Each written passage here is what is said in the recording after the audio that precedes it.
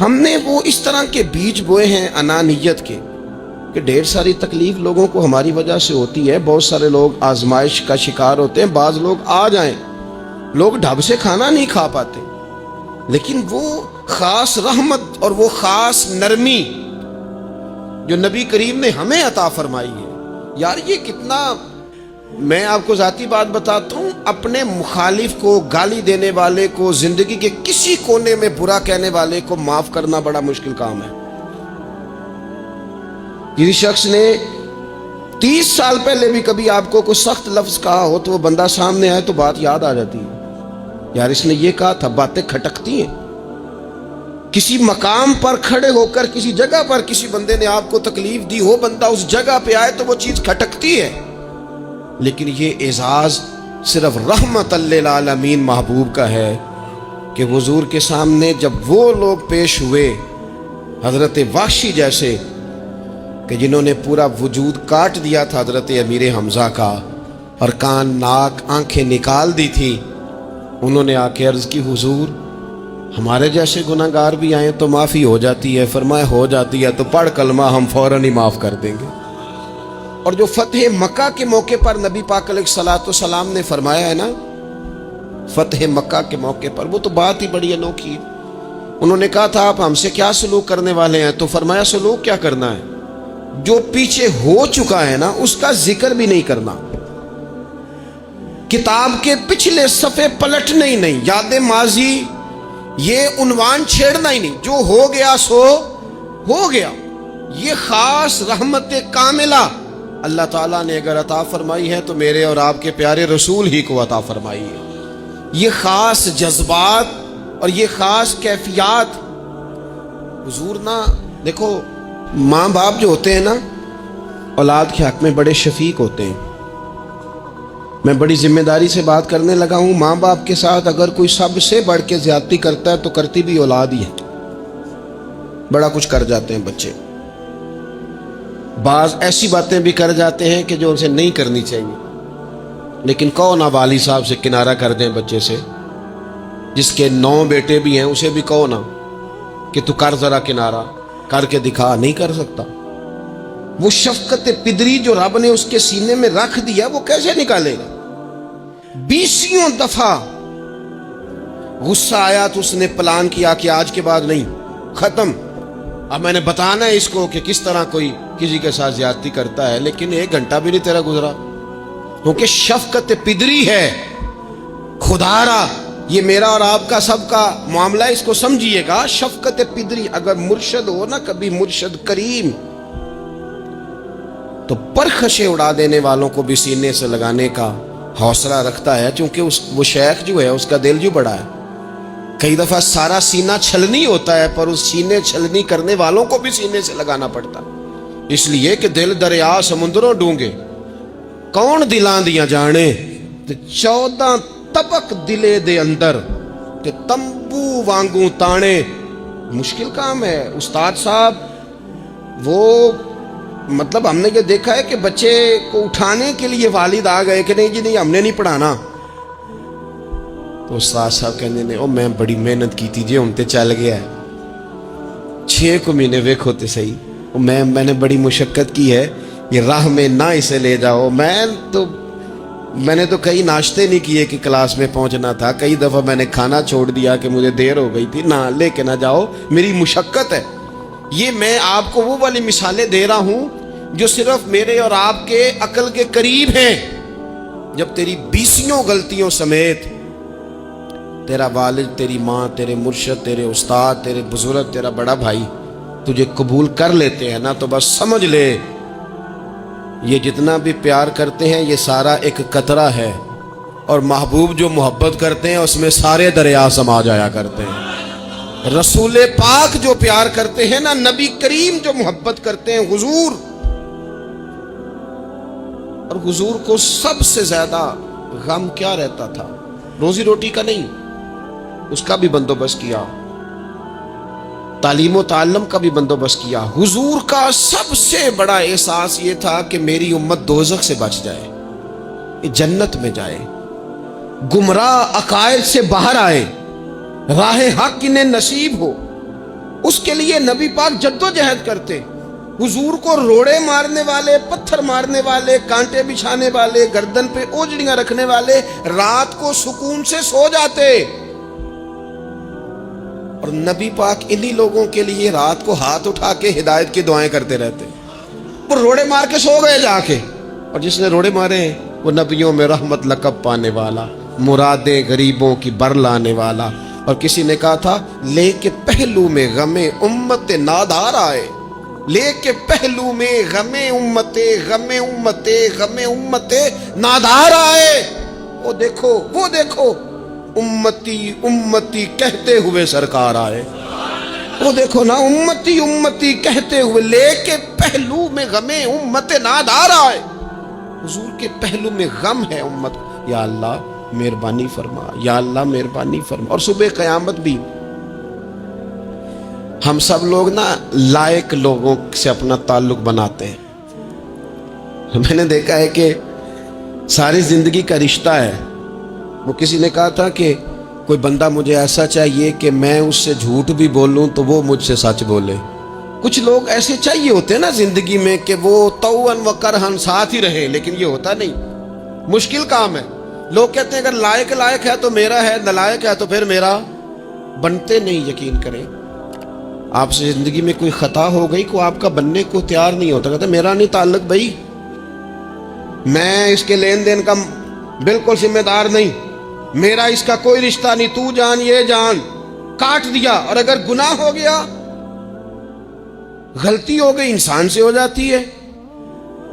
اپنی ساری غلطیوں سمیت اپنے آپ سے پیار ہے، اور دوسرے سے ایک ہو جائے تو. لیکن کچھ لوگ ایسے ہوتے ہیں. حضور غوث پاک کے مدرسے کے اساتذہ نے کہا تھا حضور سبق بانٹنے ہیں، پیریڈ لگانے ہیں، آپ کو کون سی کتاب دے دیں، فقہ، اصول، تفسیر، حدیث کیا پڑھائیں گے؟ تو آپ فرمانے لگے نہیں، تو مجھے سبق نہ کوئی دو، تم اس طرح کی تقسیم کرو کہ لائق بچے سارے تم رکھ لو، نالائق سارے مجھے دے دو. حضور علیہ الصلوۃ والسلام نے فرمایا قیامت کے دن جو بڑے بڑے گناہگار ہوں گے نا، بڑے بڑے، وہ میری چادر کے نیچے چھپے ہوئے ہوں گے. چور حاکم سے چھپا کرتے ہیں یا اس کے سوا، تیرے دامن میں چھپے چور انوکھا تیرا. اور حضور ہمارے وکیل نہیں، حضور ہمارے شفیع ہیں. حضور ہماری وکالت نہیں کریں گے، حضور ہماری شفاعت کریں گے. وکیل وہ ہوتا ہے جو کٹہرے میں کھڑا ہو کے جج صاحب سے کہتا ہے اس نے کوئی جرم نہیں کیا، بلا وجہ الزام لگایا گیا ہے، اس نے کوئی خطا نہیں کی، یہ ذاتی اناد پال رہے ہیں، یہ بندہ ہی بڑا اچھا ہے، یہ تو تھا ہی نہیں موقع پہ، اس نے تو کیا ہی کچھ نہیں، وکالت کرتا ہے اسے معاف کر دو. یہ وکیل ہوتا ہے. اور شفیع وہ ہوتا ہے جو کہتا ہے اس نے سارا کچھ ہی کیا ہے پر میں جو آ گیا ہوں، سارے جرم اس نے کیے ہیں پر میں آ گیا ہوں نا، میرا آنا دیکھا جائے اور اسے معاف کر. تو نبی کریم علیہ الصلوۃ والسلام نے خاص، اور پھر کچھ ایسی چیزیں جو بالکل سادی تھیں، اس کا بھی نبی پاک صلی اللہ تعالی علیہ وسلم نے لوگوں پر بوجھ نہیں ڈالا. حضرت سیدنا ابن مسعود رضی اللہ تعالیٰ عنہ فرماتے ہیں، مسلم شریف میں موجود ہے، کہتے ہیں حضور ہمیں کبھی کبھی بات سنایا کرتے تھے، ہر روز تقریر نہیں سناتے تھے. یا رسول اللہ صلی اللہ علیہ وسلم ہمارا دل کرتا ہے. فرمایا میں نہیں چاہتا کہ تم تکلیف میں آ جاؤ. حضور فرماتے ہیں میں لمبی نماز پڑھانا چاہتا ہوں، پیچھے سے کوئی بچہ رو پڑتا ہے، میں اللہ کی نماز مختصر کر دیتا ہوں. نبی پاک صلی اللہ تعالیٰ علیہ وآلہ وسلم کی عادت مبارکہ تھی. حضور سواری پہ چل رہے ہوتے تھے تو کوئی غلام ساتھ چلنا چاہتا تھا تو فرماتے تھے تو میرے ساتھ آ کے سواری پہ بیٹھ جا. یا رسول اللہ میں آپ کے ساتھ نہیں بیٹھ سکتا، میں تقاضا ادب ہے کہ میں آپ کے ساتھ نہ بیٹھوں. تو حضور فرماتے پھر واپس چلا جا، میری طبیعت گوارا نہیں کرتی کہ میں سواری پہ چلوں اور میرے ساتھ جو لوگ ہیں وہ پیدل سفر کریں. احساسات، جذبات، محبوب کریم کو اللہ تبارک و تعالیٰ نے جو دل عطا کیا. آپ دیکھیں چھوٹے چھوٹے بچوں، وہ ہمارے ہاں نا جی بزرگ ناراض نہ مجھ سے ہو جائیں، ہمارے ہاں بزرگ بازو کا شکوہ کرتے ہیں، کہتے ہو کاکا ادھر آئے نا، تو میرے نہ سلام نہیں لئی. بھئی آپ لے لیتے سلام، یہ کچھ جھگڑے والی بات ہے؟ آپ سلام کر دیں. رسول پاک کی عادت مبارکہ تھی کہ چھوٹے چھوٹے بچے گلیوں میں ہوتے تو حضور آگے بڑھ کے خود انہیں سلام کہتے، ان کے سروں پہ دست شفقت پھیرتے، ان کی چھوٹی چھوٹی باتیں سنتے. ان کے سوالات کے جواب ارشاد فرماتے۔ اللہ کے پیارے رسول صلی اللہ تعالی علیہ وسلم کا تو یہ معاملہ تھا کہ عبادت کے معاملے میں بھی جب ایک شخص نے کہا کہ یا رسول اللہ میں ساری رات نماز پڑھا کروں گا، سارا دن روزہ رکھوں گا، تو حضور نے فرمایا نہ، آنکھیں تکلیف میں آ جائیں گی، وجود تھک جائے گا۔ ایک سرکار کی زوجہ محترمہ ام المومنین نے رسی باندھ لی تھی مسجد نبوی میں کہ میں جب تھک جاؤں گی تو ٹیک لگا لوں گی، پر میں نے پڑھنی ساری رات ہے نماز۔ اللہ کے محبوب نے فرمایا جتنی دیر طبیعت اجازت دے اتنی دیر پڑھو، باقی آرام کرو۔ اور فرمایا تمہاری آنکھ کا بھی تمہارے اوپر حق ہے، تمہارے وجود کا بھی تمہارے اوپر حق ہے۔ یہ ساری چیزیں نبی پاک صلی اللہ تعالی علیہ وسلم کی امت کے ساتھ رحمت پر دلالت کرتی ہیں۔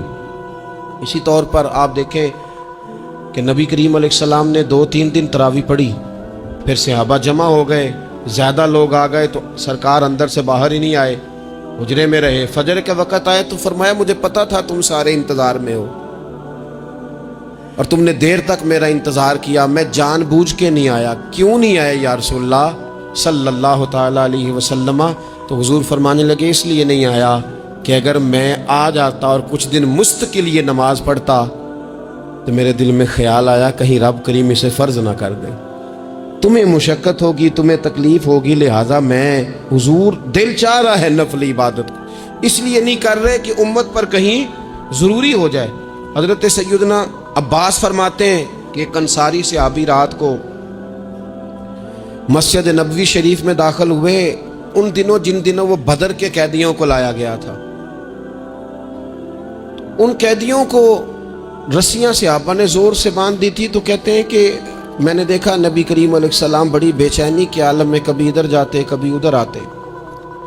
میں نے عرض کی یا رسول اللہ صلی اللہ تعالی علیہ وسلم خیریت ہے؟ تو حضور نے فرمایا ان قیدیوں میں میرے چچا جناب عباس بھی ہیں، وہ ہائے ہائے کرتے ہیں تو مجھے نیند نہیں آتی۔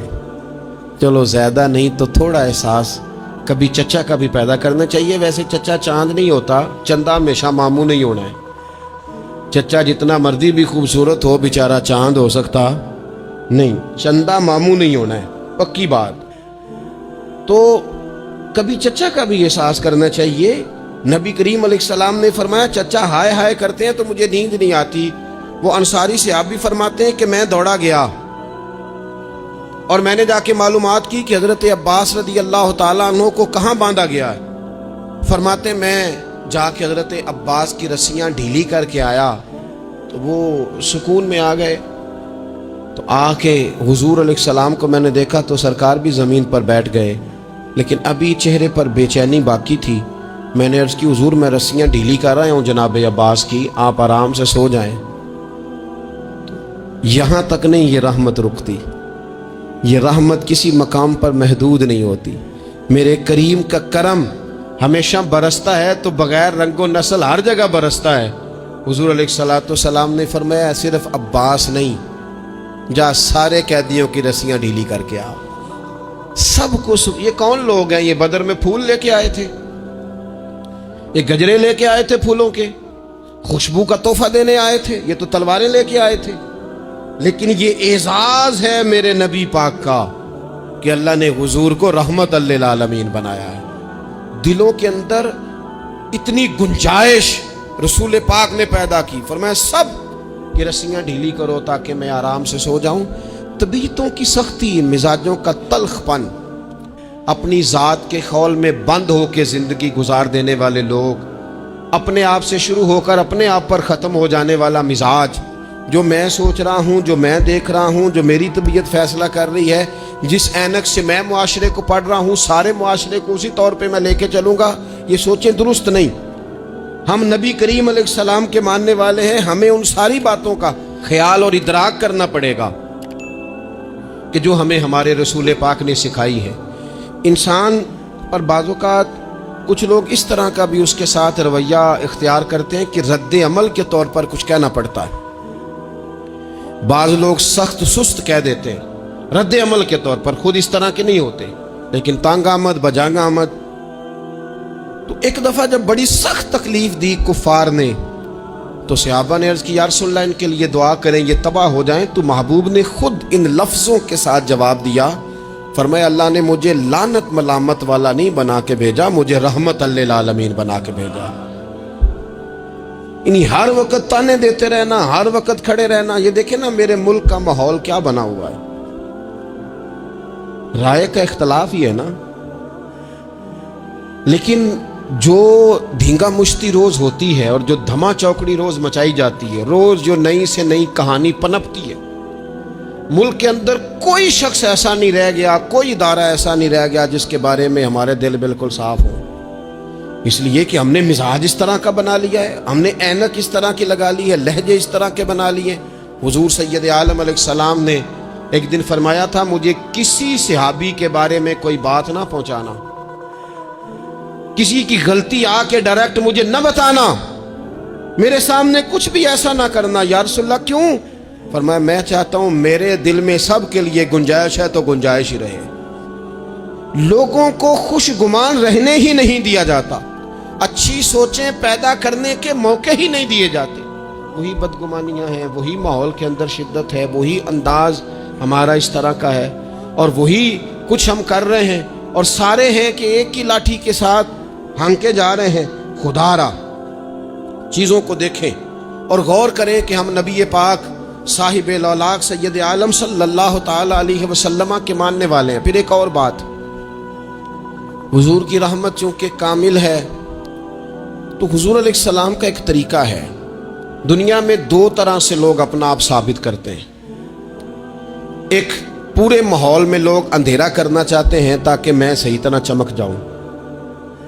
وہ پھر بتاتے ہیں کہ اس وقت دنیا میں کوئی آدمی بھی میرے سوا ٹھیک نہیں ہے. کسی کا بھی تذکرہ ان کے سامنے کیا جائے تو ایک دو چار کمزوریاں اس کی وہ بتا دیتے ہیں, کیونکہ وہ فل اندھیرا کرنا چاہتے ہیں اور سمجھتے یہ ہیں کہ جب میں اندھیرا کروں گا تو پھر میں زیادہ چمک جاؤں گا. اس لیے باقاعدہ منصوبہ بندی کی جاتی ہے اور باقاعدہ لوگ بٹھائے جاتے ہیں اور کردار کشی کرنا ایک پورا ماحول بنا دیا گیا, اور کوئی بھی شخص اس سے مبرہ نہیں, وہ دینی تعارف رکھتا ہو یا دنیاوی تعارف رکھتا ہو, سیاسی سماجی معاشرے میں کوئی مقام رکھتا ہو یا سیاسی قد کاٹ سے اس کا تعارف ہو, کردار کشی عام بنا دی گئی اور اس پر لوگ خوش ہوتے ہیں. میرے بھائیوں, نبی کریم نے بھی اپنا اثبات کیا ہے, لیکن رسول پاک کا طریقہ یہ نہیں ہے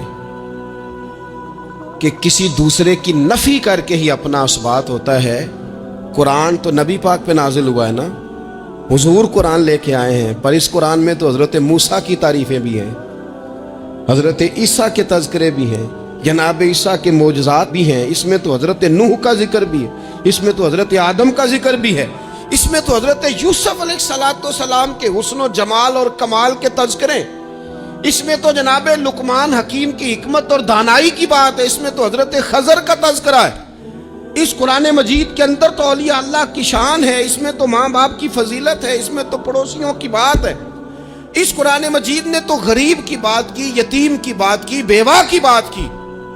تو رسول کریم نے بتایا کہ دوسروں کو پیچھے کر کے اپنے آپ کو آگے نہیں کیا جا سکتا, تم سب کو ساتھ لے کے چلو, تمہیں اللہ امامت عطا فرما دے گا.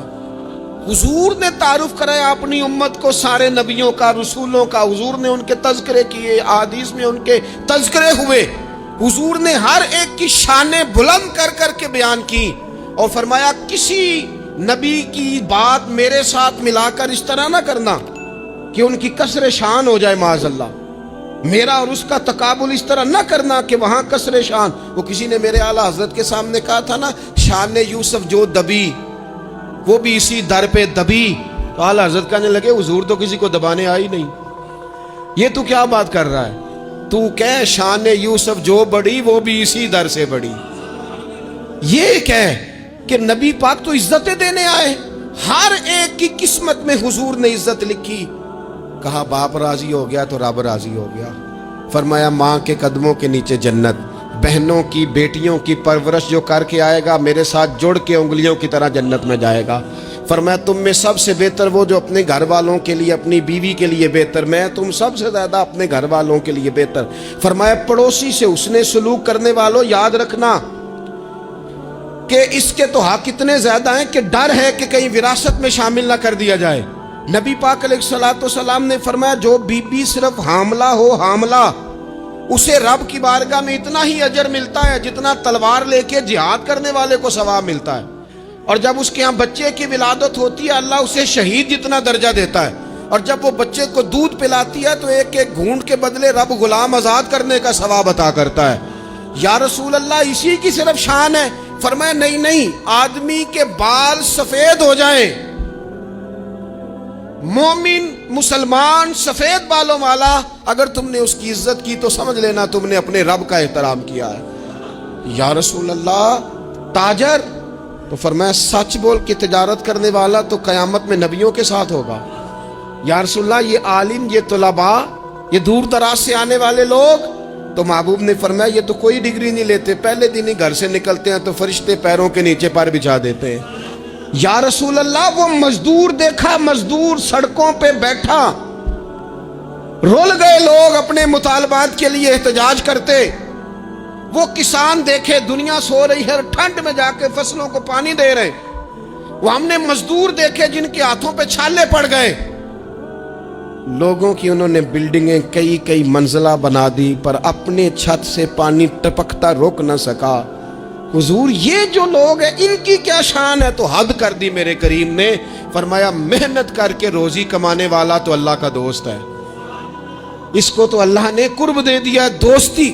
تو نے ہر شخص کی قسمت میں یہ عزت لکھی اور آخری خطبے کی صورت میں بھی وصیت لکھی۔ حضور نے ہر شخص کو احترام دیا، ہر ایک کو اکرام دیا، لوگوں کو پیچھے دھکیل کے قد اونچا نہیں ہوتا، بلکہ شمع سے جتنی مرضی شمعیں جل جائیں اس کی اپنی روشنی میں کبھی کمی نہیں آیا کرتی، بلکہ حد ہو گئی۔ ایک دن نبی پاک علیہ السلام نے حضرت جبریل امین سے پوچھ لیا، فرمایا جبریل سب کو میری رحمت سے حصہ ملا ہے، آپ کو بھی کوئی ملا ہے؟ ملا تو بتاؤ نا۔ تو حضرت جبریل عرض کرنے لگے حضور بالکل ملا ہے۔ کہا کس طرح؟ عرض کی یا رسول اللہ جب سے ابلیس کا انجام دیکھا تھا نا ڈر آتا تھا، خدا جانے خاتمہ کس طرح کا ہو، لیکن جب آپ آئے، قرآن آیا اور قرآن میں حضرت جبریل کا ذکر آیا تو فرماتے ہیں میں سمجھ گیا اب اللہ نے کرم کر دیا ہے، اب طے کر دیا ہے کہ جبریل امین علیہ السلام کے جو اعزازات ہیں وہ ہمیشہ اعزاز ہی رہیں گے۔ نبی پاک کی رحمت سے ہر شخص کو حصہ ملا، حتیٰ کہ کفار کو، مشرکین کو، منافقین کو۔ رسول پاک علیہ السلام ہر ایک کے لیے رحمت بن کے تشریف لائے، یہاں تک کہ جانور بھی حضور کے پاس آتے تھے تو اپنے دکھ سنا جاتے تھے، حضور تو ان کو بھی تھپکیاں دیتے، تسلیاں دیتے۔ حضرت انس بن مالک کہتے ہیں لوگوں مجھے وہ دن بھولتا ہی نہیں جس دن نبی پاک مکے سے ہجرت کر کے مدینے آئے تھے، لوگ گلیوں میں، چھتوں پہ، حضور کی اونٹنی کے گرد یا رسول اللہ یا محمدہ کی صدائیں ہم نے اپنے کانوں سے سنی۔ ایک بڑی شان رکھنے والا قبیلہ بنو نجار، اس کی بچیاں کونے میں دف لے کے بیٹھ گئیں، کہنے لگی یہ نہ سمجھنا کہ ہم کوئی عام ہے، ہم بہت بڑے خاندان کی بیٹیاں ہیں، لیکن آج یہاں اس لیے بیٹھی ہیں کہ دیکھو تو صحیح ہمارے پاس آیا کون ہے۔ وہ ننھی بچیاں جو بیٹھ کر وہاں دف بجاتی تھیں وہ رسول پاک کی جانب اشارے کر کے گاتی تھیں اور کہتی تھی ہم ہیں بچیاں نجار کے عالی گھرانے کی، ہمیں خوشی ہے آمنہ کے لال کے تشریف لانے کی، خوشی ہے آمنہ کے لال کے، بس رہے گا یوں ہی ان کا چرچا رہے گا یوں ہی ان کا، پڑے خاک ہو جائیں۔